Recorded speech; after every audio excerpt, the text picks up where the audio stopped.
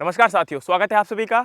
आज मैं हूँ मूंगफली के खेत में और आपको बताने वाला हूँ कि मूंगफली की खेती कैसे की जाती है, किस प्रकार की प्रैक्टिसेस इसमें की जाती हैं और सबसे महत्वपूर्ण कि इसके अंदर मूंगफली में जो आपके पोड लगते हैं वो कहाँ लगते हैं, फूल कैसे लगते हैं, फूल के बाद पोड कैसे बनते हैं, ये सारी प्रोसेस आपको लाइव फील्ड के अंदर एग्जाम्पल के साथ समझाने वाला हूँ। सबसे पहले दोस्तों आपको बताना चाहूँगा कि ये पूरा जो फील्ड है ये अभी आपके सामने मूंगफली का है, ठीक है।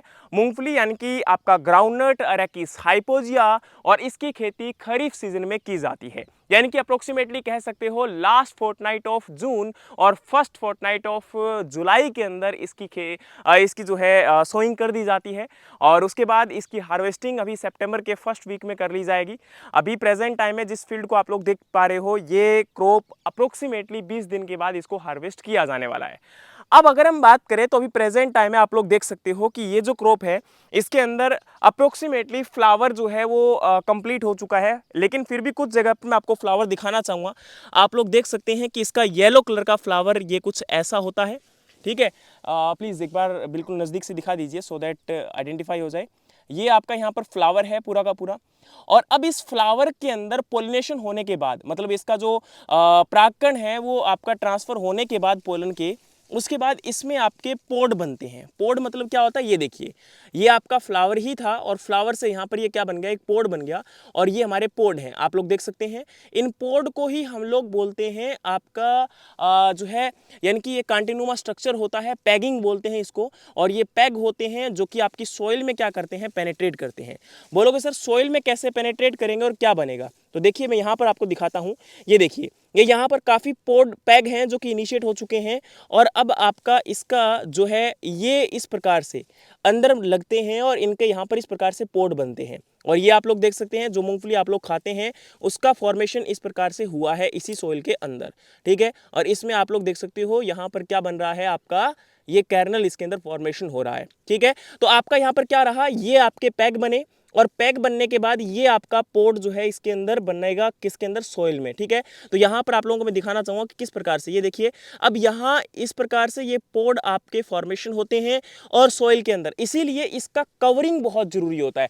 आपने कई बार शब्दों का नाम सुना होगा अर्दिंग अप। अर्दिंग अप का मतलब है, अब देखो यहाँ पर आपको दिखाया था पोड बन रहे हैं, अब इसके ऊपर मिट्टी की कवरिंग अगर अच्छे से हो जाएगी तो उस केस में इसके अंदर पोड और बेटर बन पाएंगे। अच्छा एक चीज मैं और बताना चाहूंगा कि अभी ये जो मिट्टी होती है ये मिट्टी आपकी यहाँ पर क्या होनी चाहिए, लूज सॉइल होनी चाहिए। अगर कॉम्पैक्ट सॉइल होगी तो उसमें आपका पोड फॉर्मेशन प्रॉपर नहीं हो पाएगा, क्योंकि ये पैग जो है आप लोग देख सकते हैं ये जब पेनिट्रेट करेगा तभी इसके अंदर पोड बनेगा और अगर ये प्रॉपर पेनिट्रेट नहीं करेगा तो पोड नहीं बनेगा। तो वही चीज यहाँ पर इंपॉर्टेंट है कि इसका पोड का इसके अंदर पैग का इसके अंदर एंटर होना और फिर पोड का बनना तभी पॉसिबल है जब सोइल आपकी लूज होगी। अगर बहुत ज्यादा कॉम्पैक्ट सोइल हुई तो पहली बात है पैग पेनिट्रेट नहीं करेगा और पैग पेनिट्रेट कर गया तो पोड का प्रॉपर साइज नहीं बन पाएगा, जो कि आपके लिए अगेन नुकसानदायक है। तो इसीलिए यहां पर बोला जाता है कि हमारा जो पोड होता है उसका फॉर्मेशन होना बहुत जरूरी है।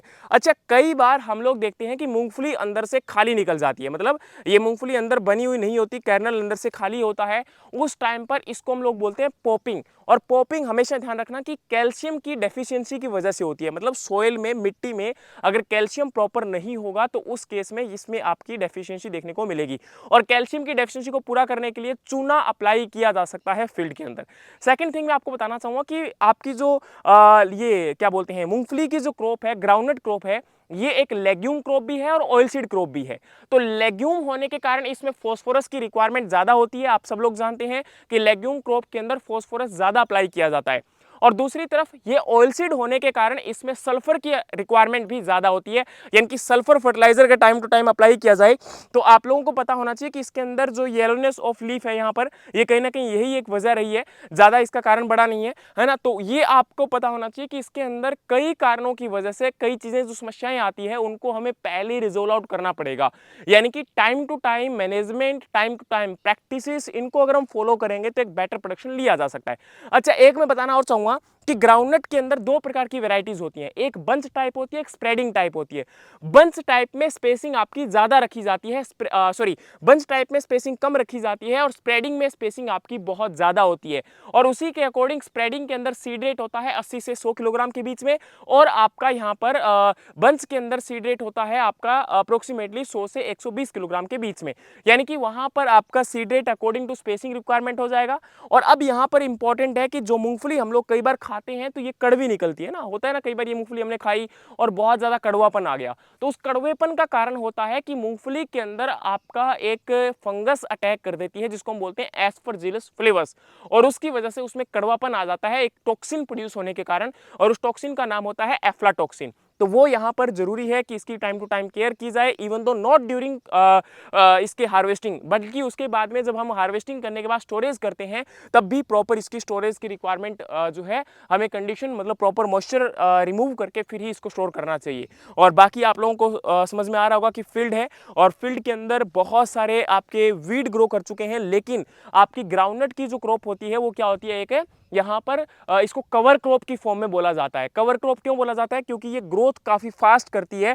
तो अभी जो वीड ग्रो कर रहे हैं वो इसके साथ कंपटीशन नहीं कर सकते, वो केवल और केवल क्या होगा, जब इस क्रॉप को हार्वेस्ट किया जाएगा तब थोड़ी बहुत प्रॉब्लम क्रिएट करेंगे, क्योंकि उस टाइम पर ये बीच में आपका एज ए रेजिड्यू की फॉर्मेट में रहेंगे। लेकिन इसका सबसे बड़ा यहाँ पर ये है कि अब यहाँ पर इस कंडीशन में ये कंपटीशन इसके साथ नहीं कर सकते हैं, क्योंकि कंपटीशन जो होता है वो हमेशा 30 दिन के लिए होता है। अप्रोक्सीमेटली ज्यादातर क्रॉप में 30 से 45 दिन के बीच का क्रॉप वीड कंपटीशन टाइम होता है। इसी प्रकार से कॉटन के अंदर भी हम लोग 30 से 45 दिन के बीच में ही आपका अप टू कई बार 60 डेज में ले जाते हैं कि उसके अंदर हम लोग क्या करते हैं, वीड को रिमूव करते हैं। तो वीड को रिमूव तभी किया जाता है जब वो कंपटीशन करेगा, अगर वो कंपटीशन नहीं कर रहा तो कोई प्रॉब्लम नहीं है।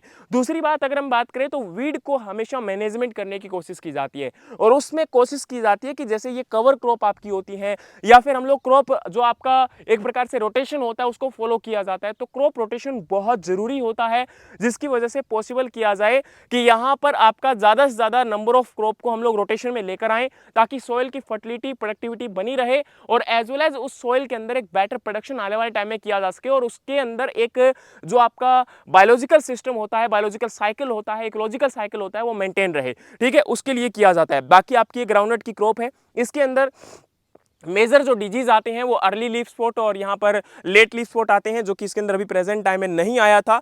और बाकी आप लोगों को पता होना चाहिए कि ग्राउंडनट की क्रॉप अभी प्रेजेंट टाइम में खरीफ सीजन में क्रॉप रोटेशन के लिए उन एरिया में बहुत बेटर है जहाँ पर लूज सोइल है, जहाँ पर सैंडी सोइल ज़्यादा है, और उस एरिया में बेटर प्रोडक्शन इसका किया जा सकता है। लगातार इसका एरिया काफ़ी डिक्रीज हुआ है, लेकिन आने वाले टाइम में इंक्रीज कर सकते हैं, और हमारा जो देश का ऑयल का इम्पोर्ट है दूसरी कंट्रीज के ऊपर वो हम डिक्रीज कर सकते हैं।